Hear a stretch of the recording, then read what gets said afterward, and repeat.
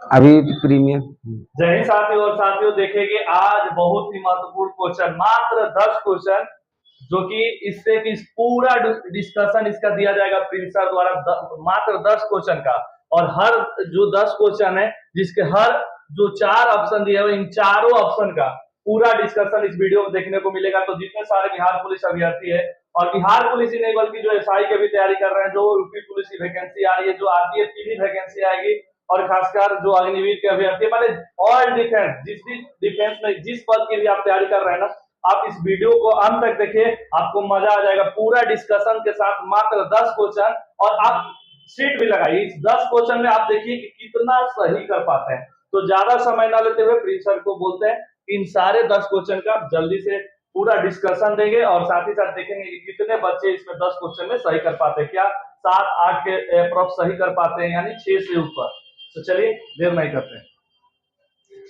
आइए, पहला क्वेश्चन है,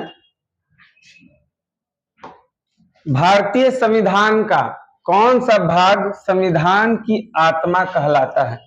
भारतीय संविधान का कौन सा भाग संविधान की आत्मा कहलाता है? तो सबसे पहले जानते हैं कि आत्मा कौन कहा था, यह शब्द किसने कहा था? यह शब्द डॉक्टर भीमराव अंबेडकर द्वारा कहा गया था। किसके लिए कहा गया था? किसके लिए कहा गया था? संवैधानिक उपचारों का अधिकार के लिए। अब आप पूछेगा ये क्या होता है, ये क्या होता है? तो इसका उल्लेख हमारे मूल अधिकार का अनुच्छेद या आर्टिकल 32 में उल्लेख है। आर्टिकल 32 में उल्लेख है। यह आर्टिकल 32 क्या होता है? आर्टिकल 32 ये होता है कि जब हमारा जो मौलिक अधिकार है, मौलिक अधिकार का जब आपका हनन होगा, आपको सरकार द्वारा मौलिक अधिकार नहीं दिया रहेगा, तो आप सुप्रीम कोर्ट में जाकर आर्टिकल 32 के तहत आप केस कर सकते हैं। एवं उच्च न्यायालय में आर्टिकल 226 के तहत आप केस कर सकते हैं कि हमको सरकार द्वारा मौलिक अधिकार नहीं दिया गया। इसलिए डॉक्टर भीमराव अंबेडकर ने इस संवैधानिक उपचारों के अधिकार को संविधान की आत्मा कहा। अब आते हैं अन्य और 3 ऑप्शन। जैसा कि सर बता रहे थे कि सिर्फ 10 क्वेश्चन नहीं है, 10 का चारों ऑप्शन का आपको फुल एक्सप्लेनेशन दूंगा। ठीक है, तो मूल अधिकार का उल्लेख हमारे संविधान में कहाँ है? मूल अधिकार का उल्लेख हमारे संविधान के भाग 3 में है, 3। और अनुच्छेद कहां से कहां तक है? तो अनुच्छेद 12 से 35 में। मूल अधिकार क्या होता है? मूल अधिकार क्या होता है? मूल अधिकार हमारा जन्मसिद्ध अधिकार है, जो हमको सरकार से चाहिए होता है। अगर मूल अधिकार सरकार हमको नहीं देगा तो उस पर हम आर्टिकल 32 के तहत केस कर सकते हैं। मूल अधिकार पहले 7 प्रकार का था, अब 6 प्रकार का हो गया है। इसमें पहले संपत्ति का अधिकार था, जो 44वें संशोधन के तहत हटाकर इसे कानूनी अधिकार बना दिया गया और आर्टिकल 300A में डाल दिया गया। 44वां संविधान संशोधन कब हुआ था? 1978 में। ठीक है, अब आते हैं नेक्स्ट ऑप्शन के पास, उद्देशिका। उद्देशिका मतलब क्या होता है? प्रस्तावना। प्रस्तावना प्रस्तावना आप जब किसी भी बुक को पढ़ते हैं तो सबसे पहला पेज क्या लिखा हुआ रहता है? सबसे पहला पेज डिस्क्लेमर लिखा हुआ रहता है कि इस बुक के अंदर क्या क्या है, तो उसी को बोलते हैं उद्देशिका एवं प्रस्तावना। ठीक है, प्रस्तावना। अब आते हैं मूल कर्तव्य। मूल कर्तव्य क्या होता है कि जैसे कि हमको अधिकार है कि सरकार से मेरा कुछ अधिकार है, तो मूल अधिकार है, तो हमारा भी तो कर्तव्य है कि सरकार के प्रति, कि हम सरकार के प्रति कर्तव्य मेरा क्या है। तो मूल कर्तव्य संविधान में शुरू स्टार्टिंग में नहीं था, इसको जोड़ा गया। कब जोड़ा गया? 42वां संविधान संशोधन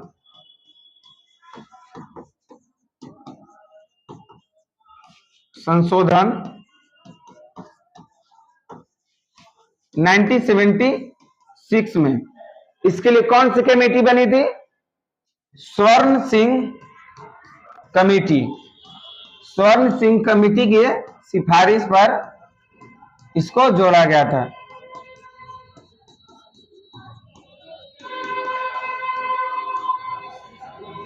मूल कर्तव्य वर्तमान में कितने हैं? 11 मूल कर्तव्य है। आपको इसका डिटेल्स फिर बाद में पढ़ाया जाएगा कौन कौन से मूल कर्तव्य है। मूल कर्तव्य का तात्पर्य होता है कि हमारा भी कर्तव्य है कि देश के सुरक्षा के लिए हम लड़ें, झंडे का सम्मान करें, देश के एकता और अखंडता को बनाए रखें। ठीक है, यह मूल कर्तव्य हो गया। समझ में आ गया? और भी आप लोग आंसर बताइएगा। ठीक है, इसका आंसर होगा संवैधानिक उपचारों का अधिकार। कौन सा आर्टिकल? आर्टिकल 32। ठीक है, नेक्स्ट क्वेश्चन। राज्य सरकार का संवैधानिक एवं कार्यकारी अध्यक्ष कौन होता है? राज्य सरकार का कार्यकारी एवं संवैधानिक अध्यक्ष कौन होता है? आपको पता होना चाहिए कि राज्य सरकार का कोई भी काम राज्यपाल के नाम से होता है, तो संवैधानिक अधिकार वही होता है। लेकिन हम सारा काम मुख्यमंत्री करता है, लेकिन उसका किसके नाम से होता है कार्य?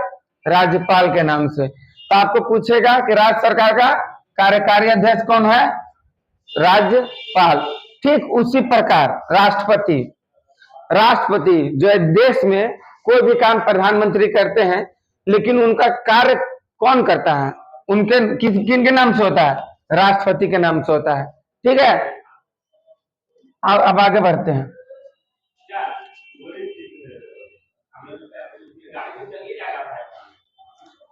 अब दूसरा क्वेश्चन, भारतीय संविधान को संविधान सभा द्वारा कब अंगीकृत किया गया था? शब्दों पर ध्यान दीजिएगा। एक मिनट, कहाँ गया लिखने वाला?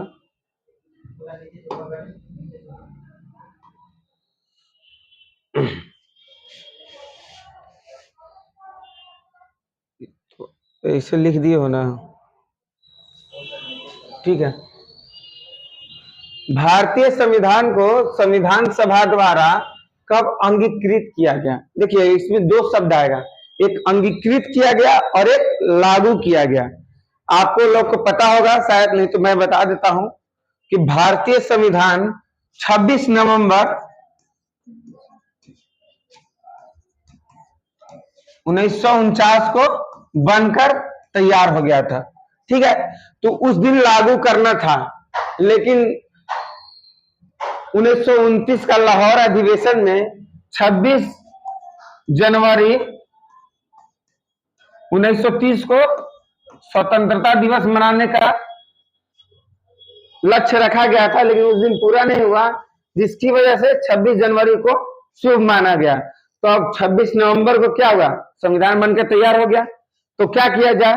तो उस दिन अंगीकृत किया गया, मतलब अपनाया गया, लेकिन लागू होगा कब से? 26 जनवरी 1950 से लागू हुआ। तो इसमें क्या लिखा हुआ? अंगीकृत। ठीक है, अगर बोलता कि भारतीय संविधान लागू कब हुआ, तो 26 जनवरी 1950।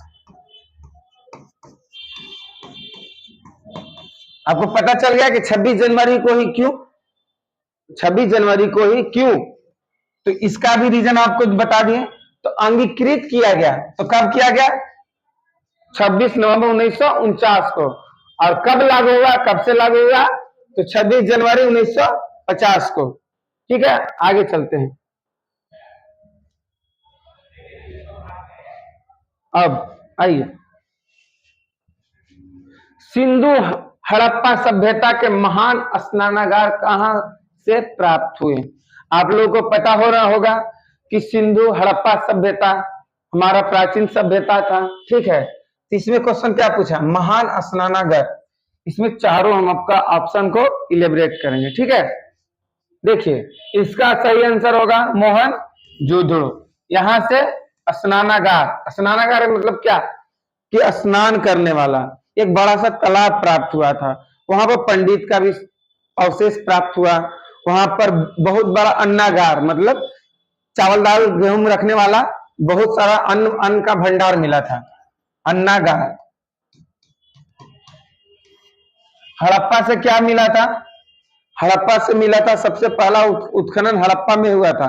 कब हुआ था? 1921 में। कौन किया था? दयाराम साहनी। लोथल कहाँ है? ये हड़प्पा मोहनजोदड़ो कहाँ है? ये पाकिस्तान में है। हड़प्पा और मोहनजोदड़ो पाकिस्तान में है, ठीक है। कंफ्यूज नहीं होइएगा, हड़प्पा और मोहनजोदड़ो दोनों पाकिस्तान में है। लोथल कहाँ है? लोथल हमारे गुजरात में है, भारत में। लोथल कहाँ है? गुजरात।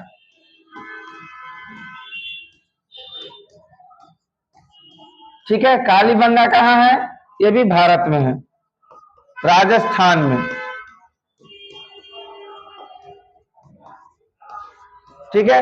अब आपको क्वेश्चन आएगा कि लोथल में क्या मिला था। तो लोथल हड़प्पा सभ्यता का प्राचीन बंदरगाह था, पोर्ट था। लोथल में क्या था? बंदरगाह था।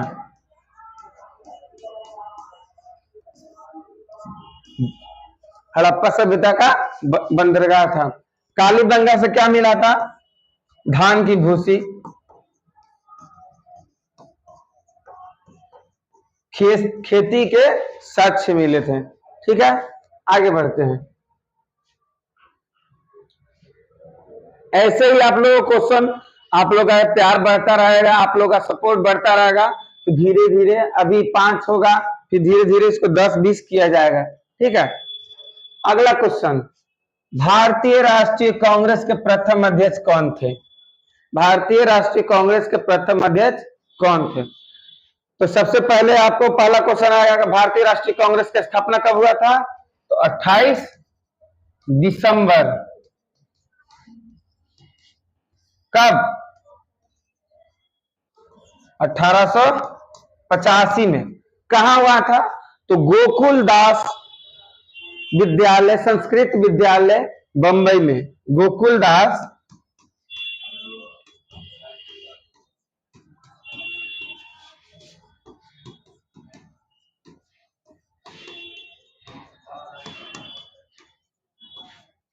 बंबई, उस समय बंबई ही बोला जाता था। ठीक है। इसके प्रथम अध्यक्ष कौन भारतीय राष्ट्रीय कांग्रेस का स्थापना कौन करवाया था? कौन करवाया था? AU home. इसका आंसर ये नहीं होगा। ठीक है। अध्यक्ष और स्थापनाकर्ता में अंतर होता है। अध्यक्ष होगा व्योमेश चंद्र बनर्जी, लेकिन आपको अगर पूछेगा कि कौन स्थापना करवाया था, तो एक अंग्रेज अधिकारी था AU होम। उस समय वो कौन क्या बना था? महासचिव। ठीक है। बहुत सारे एग्जाम में क्वेश्चन आया हुआ है, कंफ्यूज नहीं होइएगा। भारतीय राष्ट्रीय कांग्रेस के प्रथम अध्यक्ष कौन थे? व्योमेश चंद्र बनर्जी। सचिव कौन था? AU home. ठीक है। स्थापना यही करवाया था। अब आइए दूसरा क्वेश्चन, इस समय भारत का गवर्नर कौन था? कौन था? Lord Dufferin. लॉर्ड डफरिन था। ठीक है। महासचिव कौन बना? AU home. अध्यक्ष कौन है? व्योमेश चंद्र बनर्जी। स्थापना कब हुआ कांग्रेस का? 28 दिसंबर 1885। कहां हुआ था? गोकुल दास संस्कृत विद्यालय, बंबई। अब आते हैं इसके other option. Badruddin Tyabji. Question पूछेगा, भारतीय राष्ट्रीय कांग्रेस के प्रथम मुस्लिम अध्यक्ष कौन थे? बदरुद्दीन तैयब। प्रथम मुस्लिम, बदरुद्दीन तैयब क्या थे? प्रथम मुस्लिम अध्यक्ष कांग्रेस के। ठीक है। अब आप पूछिए, दादा भाई नौरोजी सर्वाधिक बार, अगर आपको टाइम्स बोलेगा सबसे ज्यादा बार तो भारतीय राष्ट्रीय कांग्रेस के अध्यक्ष कौन बने? दादा भाई नौरोजी, सबसे ज्यादा बार।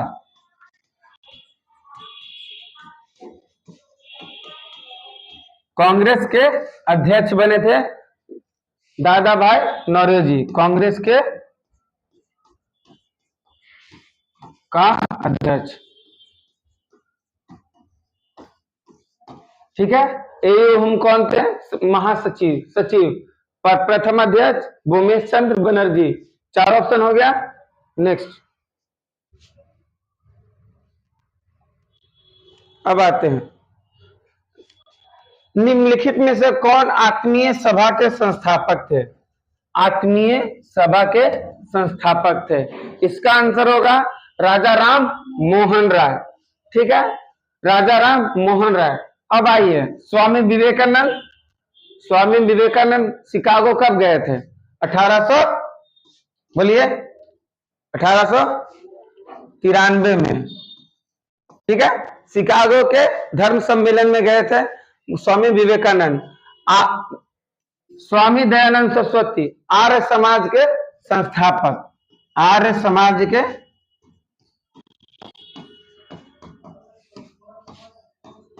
संस्थापक। स्वामी दयानंद सरस्वती ने क्या कहा था? वेदों की ओर लौट चलो, वेदों की ओर लौट चलो। ठीक है, इनका एक वाक्य है, वेदों की ओर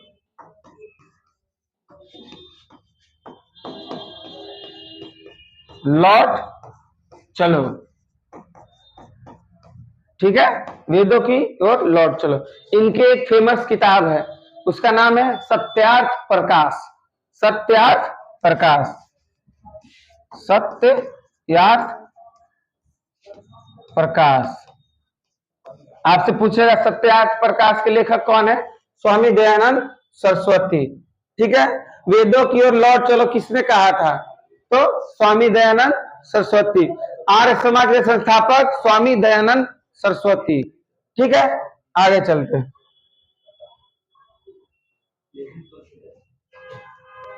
अब आते हैं नया क्वेश्चन, मौलिक कर्तव्य संविधान में कब जोड़ा गया? आपको पहला क्वेश्चन में ही बताए थे, मौलिक कर्तव्य संविधान में कब जोड़ा गया था? कब जोड़ा गया था? 42वां संविधान संशोधन 1976। ठीक है, 42वां संविधान संशोधन 1976। किसके कहने पर? तो स्वर्ण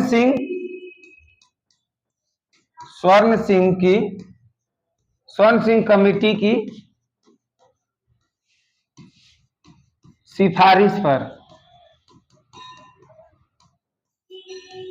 दूसरा क्वेश्चन आएगा, मौलिक कर्तव्य कहां से लिया गया है? तो सोवियत संघ, अभी उसको बोलते हैं रूस। सोवियत संघ आपको ऑप्शन में दिया रहेगा, उस समय सोवियत संघ था, 1991 में वो टूट गया है। सोवियत संघ या रूस, रूस से लिया गया है। मौलिक कर्तव्य क्या होता है आपको बताए थे। मौलिक कर्तव्य यह होता है कि हमारे देश के नागरिकों को देश के प्रति कुछ कर्तव्य जोड़े गए हैं। कितने हैं? 11 मौलिक कर्तव्य है। जैसे कि हमारे तिरंगे झंडे का सम्मान करना, देश में भाईचारा एकता अखंडता को बचाए रखना, हमारे जो स्वतंत्रता सेनानी है उनका आदर सम्मान करना, ऐसे बहुत सारे 11 कुल मौलिक कर्तव्य हैं। ठीक है, अब आते हैं, अगला है 44वां संविधान संशोधन। इसमें क्या हुआ था? 44वां संविधान संशोधन में जो हमारा संपत्ति का अधिकार था, जैसे धन रखने का अधिकार, संपत्ति का अधिकार पहले मौलिक अधिकार था कि हम धन रखना हमारा मौलिक अधिकार है, उसको हटाकर कानूनी अधिकार बना दिया गया था। कानूनी अधिकार, मौलिक अधिकार से हटाकर कानूनी अधिकार बनाकर आर्टिकल नंबर 300A में डाला गया, अनुच्छेद। ठीक है, मौलिक अधिकार कब से कब है? आर्टिकल 12 से 35। ठीक है, इससे निकालकर उसको कानूनी अधिकार बनाकर आर्टिकल 300A में डाल दिया गया था 44वां संविधान संशोधन में। आते हैं अगला 52वां संविधान संशोधन। 52वां संविधान संशोधन में अनुसूची 10 को जोड़ा गया था। अनुसूची आप लोग को पता होगा, नहीं तो हम बता देते हैं कि मूल संविधान में 8 अनुसूची थे, 4 अनुसूची बाद में जोड़ा गया है। ठीक है, अनुसूची 10 को जोड़ा गया है। इसमें क्या है, दल बदल कानून। जैसे कि अभी आपको एग्जांपल देते हैं, जैसे कि अभी दल बदल के कानून हुआ बिहार में, सरकार पलट जाती है कि इस दल से उस दल में चल जाते हैं, कोई उस दल से उस दल में चल जाता है, किसी का सरकार गिर जाता है। तो अनुसूची 10 में है दल बदल कानून, कि ऐसे ही कोई चेंज नहीं कर सकता है। दल बदल कानून, अनुसूची 10। ठीक है, अब आते हैं 61वां संविधान संशोधन। इसमें क्या किया गया था कि जो हम पहले वोट देने का अधिकार जो था, पहले 21 साल था, ठीक है, उसको 21 साल से उम्र को घटाकर 18 साल कर दिया गया। वोट देने का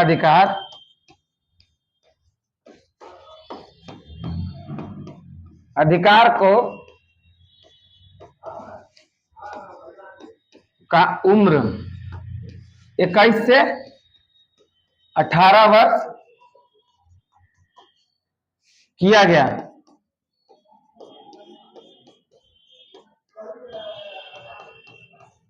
आप लोग पेन पेपर पर लिखते जाइएगा, बहुत सारी बातें बोल दे रहे हैं, सारा बात लिखना संभव नहीं है। समझ में आ गया? 42वां, इसका आंसर क्या होगा? इसका आंसर 42वां संविधान संशोधन। ठीक है, आगे आइए।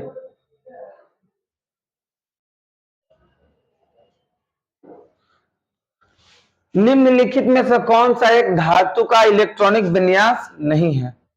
ठीक है, ऑप्शन 2 नीचे चल गया है, हम इसको लिख देते हैं।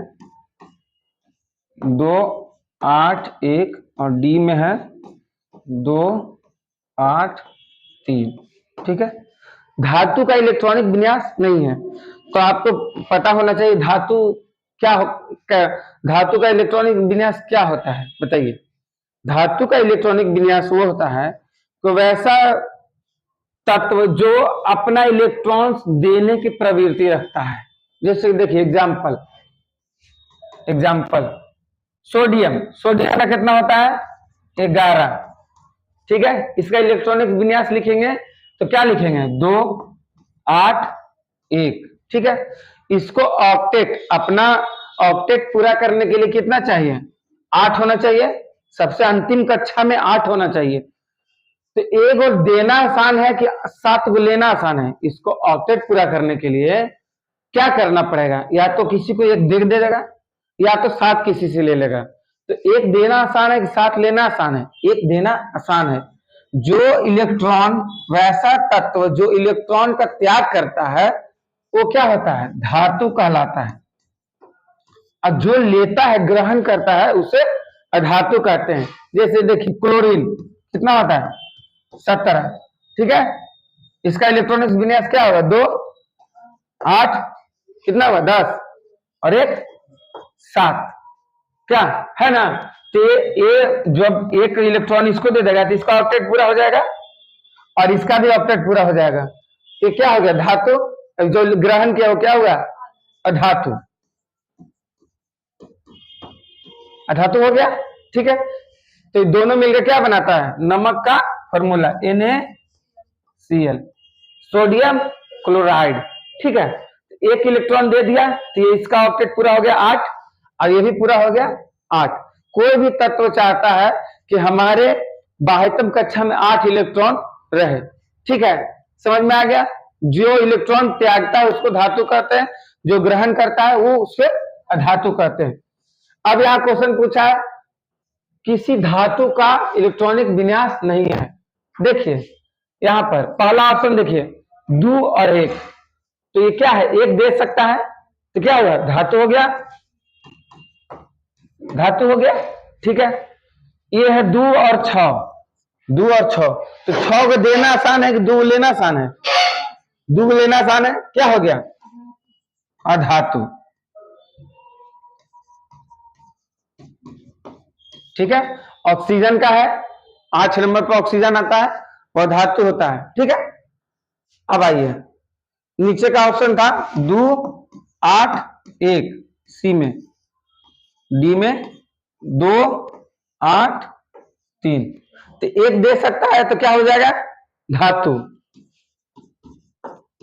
ई 3 को दे देगा, 5 को लेना से अच्छा है कि 3 को हम दे के अपना स्टेबल कर लेते। ये भी क्या हो गया, धातु।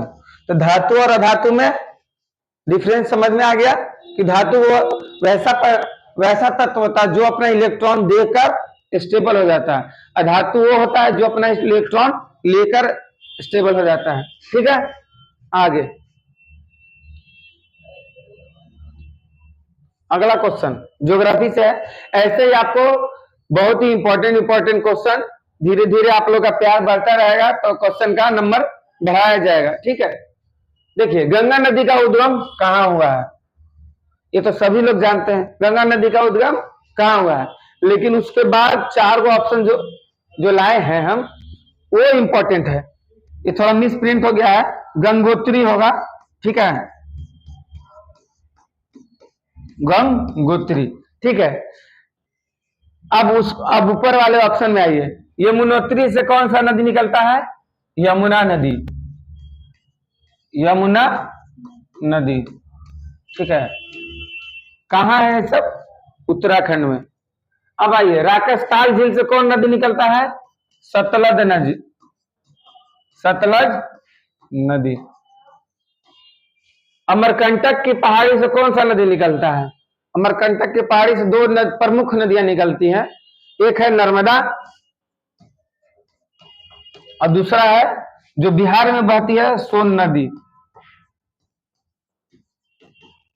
ठीक है, आपको ज्योग्राफी जब पढ़ाया जाएगा तो पूरा नदी का डिटेल्स पढ़ाया जाएगा। ठीक है, अमरकंटक नदी नर्मदा एवं सोन नदी निकलता है। ठीक है, या ऐसे अमरकंटक है, इधर चल जाता है नर्मदा और इधर चल जाता है सोन नदी। सोन नदी बिहार में बहते हुए पटना में आकर मिलता है गंगा नदी में। ठीक है, अब अगला क्वेश्चन एवं लास्ट क्वेश्चन, कोशिका का ऊर्जा गृह किसे कहा जाता है, कोशिका का, सेल का पावर हाउस जिसमें एनर्जी होता है। सिंपल क्वेश्चन है, माइटोकॉन्ड्रिया। ठीक है, ये लाइसोसोम क्या होता है, लाइसोसोम क्या होता है, लाइसोसोम वैसा एक सेल के अंदर होता है, जब दूसरा सेल खराब हो जाता है, मान लीजिए एक सेल खराब हो गया, ऐसा ऐसा सेल है, इसमें एक सेल खराब हो गया, तो लाइसोसोम जो होता है उसमें एक पदार्थ का लिक्विड रहता है, वो उसको मार देता है। इसको क्या बोलते हैं, आत्महत्या की थैली।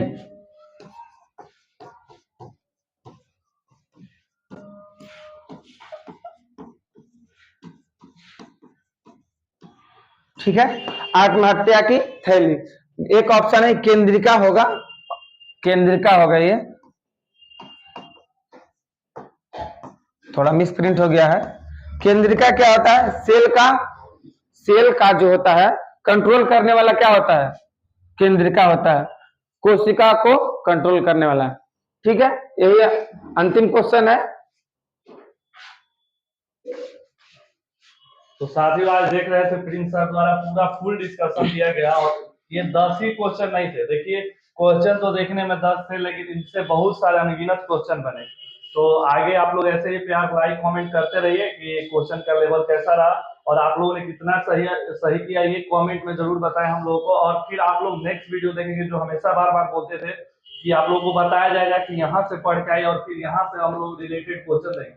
तो अगला हम लोग का जो टॉपिक है 1857 की क्रांति से ऐसे करके, कभी गौतम बुद्ध को उठाया जाएगा, कभी महात्मा गांधी को, कभी ज्योग्राफी का, कभी आपको पॉलिटिक्स का, हर जगह से आपको बता दिया जाएगा कि इस टॉपिक से आप पढ़ गए, उसी रिलेटेड ये सारे क्वेश्चन एक वीडियो में आप लोगों को रहेंगे। तो आगामी जो आपका टॉपिक होगा वो 1857 की क्रांति से होगा, उससे 10 महत्वपूर्ण क्वेश्चन आएगा, उन 10 का फिर से फुल डिस्कशन रहेगा, क्योंकि वैसे टॉपिक को पढ़ाया जाएगा।